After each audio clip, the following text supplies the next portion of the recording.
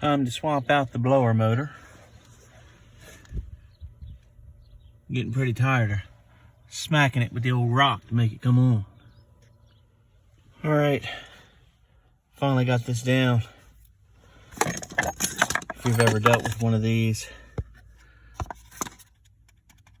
that one right there in the back, man, it is a bear. It's plugged in, it should be on right now.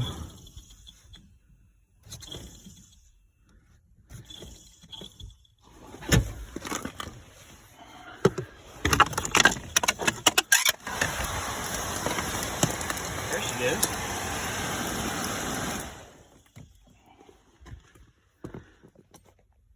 I've got my other fan motor out of the parts vehicle.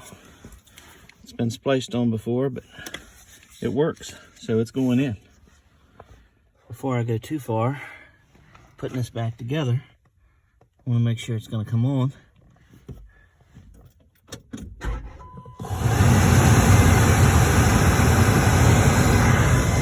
Sounds good.